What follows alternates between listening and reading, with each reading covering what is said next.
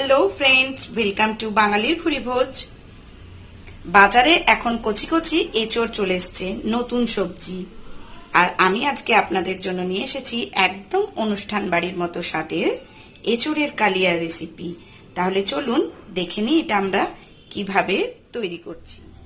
একদম অনুষ্ঠান বাড়ির মতন এঁচড়ের কালিয়া বানানোর জন্য এখানে একটা এঁচড় নিয়ে নিয়েছি। এঁচড়টাকে নুন হলুদ দিয়ে সেদ্ধ করে নিয়েছি।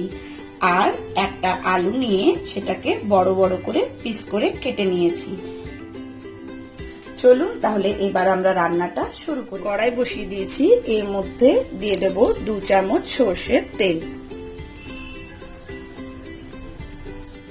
তেল গরম হয়ে গেছে, এখন এর মধ্যে আলুগুলো ভেজে নেব।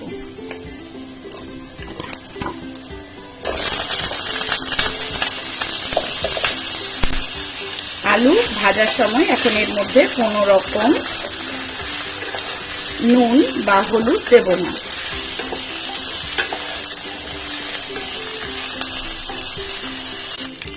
আলু লাল লাল করে ভাজা হয়ে গেছে, এবার আলুগুলোকে তুলে নেব।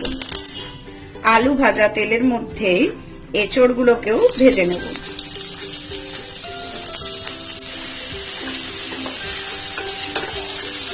এইভাবে রান্নার আগে আলু আর এঁচড়টাকে ভেজে নিলে রান্নার স্বাদটা সম্পূর্ণ অন্য হয়।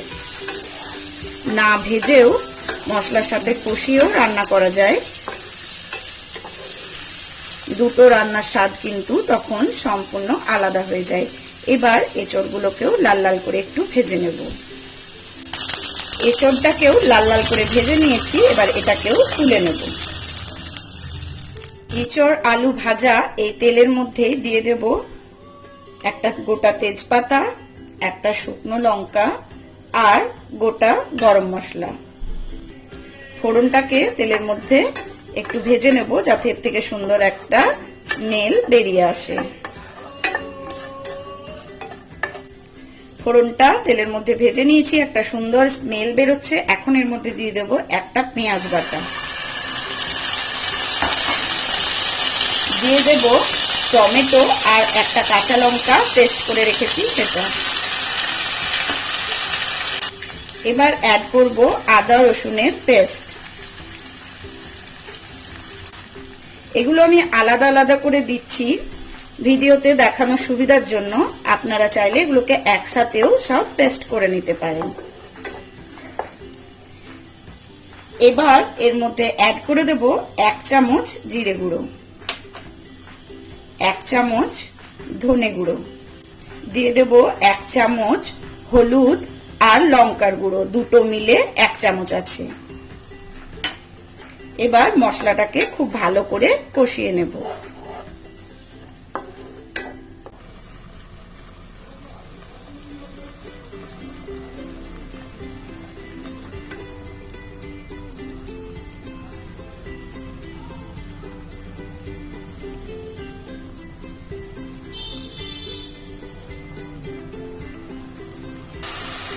এখানে রান্নায় আমি সমস্ত গুঁড়ো মশলা ব্যবহার করেছি। আপনারা চাইলে কিন্তু গুঁড়ো মশলার পরিবর্তে সবকিছু বাটাও ব্যবহার করতে পারেন।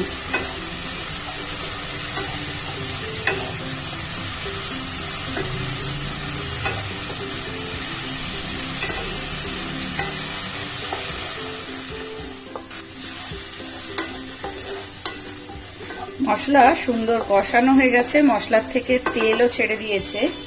এখন ভেজে রাখা আলু আর এঁচড়টা এর সাথে অ্যাড করে দেব।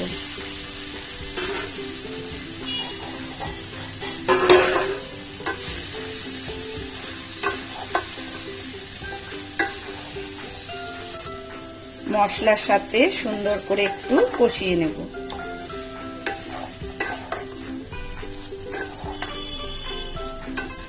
এই সময় অ্যাড করে দেব স্বাদ মতো নুন। যেহেতু এঁচড় সেদ্ধর সময় নুন দিয়েছিলাম, তাই নুনটা একটু কমই ব্যবহার করব। এই রান্নাটা কিন্তু শুধু এঁচড় দিয়েও হয়। আপনারা যারা আলু খেতে পছন্দ করেন না তারা আলুটাকে স্কিপ করে শুধু এঁচড় দিয়েও এইভাবে এঁচড়ের কালিয়া রান্না করতে পারেন। তবে আলুটা দিলে খুব সুন্দর মাংসের মতো একটা স্বাদ হয়। মাংসর আলু খেতে যেমন সুন্দর লাগে, এই আলুটা খেতেও কিন্তু সেই রকমই টেস্টি হয়। মশলার সাথে এটা আমার কষানো হয়ে গেছে। এবার এর মধ্যে আমি জল অ্যাড করে দেবো।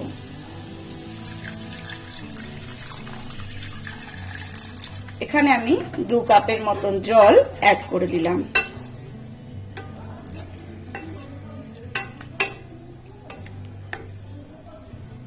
এবার এটাকে চাপা দিয়ে 15 মিনিট রান্না করব।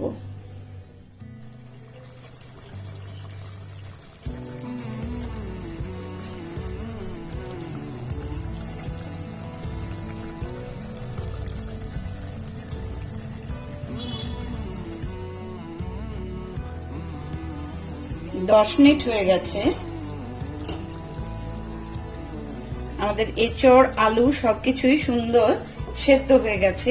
এখন এর মধ্যে দিয়ে দেব গরম মশলার গুঁড়ো আর দিয়ে দেব সামান্য একটু ঘি। তৈরি হয়ে গেল আমাদের এঁচড়ের কালিয়া, একদম অনুষ্ঠান বাড়ির স্বাদে। আজকের এই রেসিপি ভালো লাগলে অবশ্যই রেসিপিটাকে লাইক শেয়ার করে দেবেন আর চ্যানেলটাকে সাবস্ক্রাইব করে অবশ্যই আমার পাশে থাকবেন। আজকের মতন টাটা, দেখা হবে আবারও এইরকম কোনো একটা সুন্দর রেসিপি নিয়ে।